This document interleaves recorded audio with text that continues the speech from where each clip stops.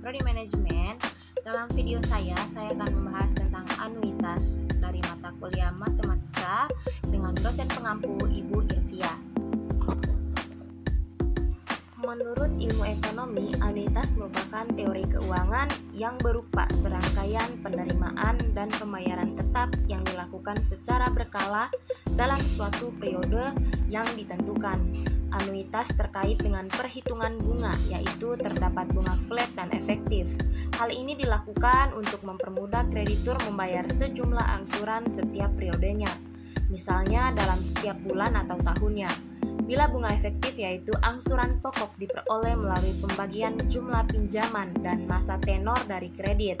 Berbeda dengan anuitas yang memungkinkan angsuran pokok kreditur dihitung berdasarkan pengurangan total angsuran dengan hasil bunga anuitasnya. Sederhananya, bunga anuitas ini akan membuat jumlah angsuran sama setiap periodenya. Hanya saja komposisi bunga dan pokok angsuran akan terus berubah secara periodik. Di satu sisi, anuitas bukan hanya soal kredit bunganya saja, namun anuitas juga digunakan dalam hal asuransi. Misalnya, anuitas juga dianggap sebagai manfaat pensiun yang dibayarkan secara berkala. Namun dalam konteks keuangan, anuitas erat kaitannya dengan perhitungan bunga atas pinjaman. Ada 4 jenis anuitas berdasarkan waktu pembayaran cicilan atas kredit atau pinjaman, yaitu yang pertama, anuitas biasa. Anuitas biasa adalah pembayaran atau penerimaan dilakukan berdasarkan jangka waktu yang ditentukan di akhir periode. Yang kedua, anuitas jatuh tempo.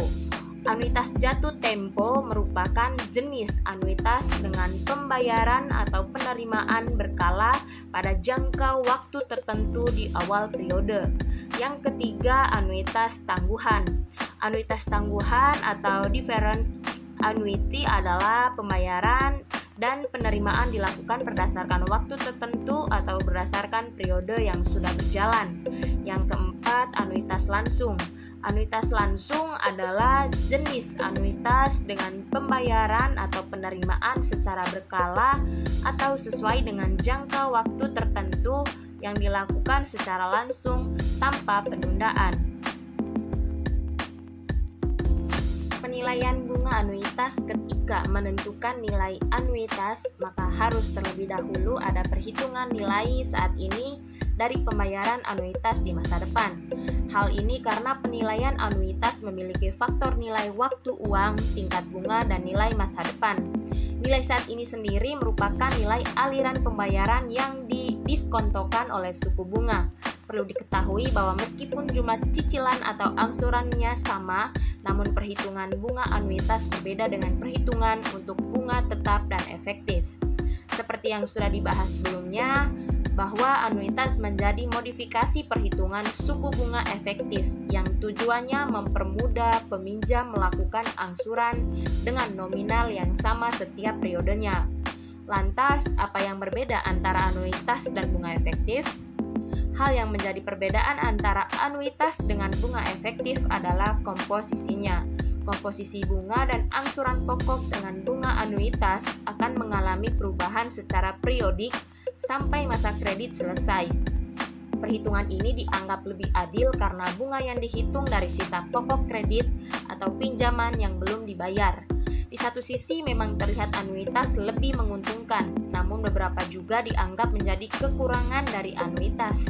Bagi peminjam, bunga anuitas merugikan karena setelah pembayaran beberapa periode angsuran berjalan dan ketika ingin melunasi pinjaman, beban pinjaman pokok yang masih harus dibayar tergolong besar. Hal tersebut dikarenakan pembayaran angsuran di awal periode sebagian besar merupakan beban bunga yang artinya pinjaman pokok berkurang hanya sedikit. Mengapa anuitas itu penting? Seperti yang sudah dibahas sebelumnya, bahwa metode anuitas ini juga digunakan pada sektor asuransi. Contohnya, saat memiliki pemasukan reguler di masa pensiun adalah dambaan banyak orang. Lalu kabar baiknya, produk anuitas muncul untuk memenuhi keinginan tersebut. Ketika Anda beli dengan benar, anuitas memberikan penghasilan reguler di masa pensiun. Anda memberi uang kepada perusahaan asuransi di muka dan sebagai gantinya Anda mendapatkan penghasilan tetap setiap bulan pada masa pensiun. Pembayaran tetap akan terus Anda terima dan apapun yang terjadi di pasar terkecuali apabila perusahaan bangkrut. Cara kerja anuitas: dalam metode anuitas, Anda menerima atau melakukan pembayaran secara rutin. Hal itu bisa berupa angsuran dalam waktu mingguan, bulanan, triwulan, atau tahunan. Anda dapat menerimanya atau memberikannya di awal periode atau akhir periode pembayaran, di mana nilainya mungkin tetap atau variabel. Beberapa pembayaran anuitas juga ditautkan ke indeks, misalnya indeks ekuitas S dan P sama dengan 500. Lalu yang kedua, periode penyerahan. Hal ini di mana investor tidak dapat menarik dana dari instrumen anuitas tanpa membayar biaya atau biaya penyerahan.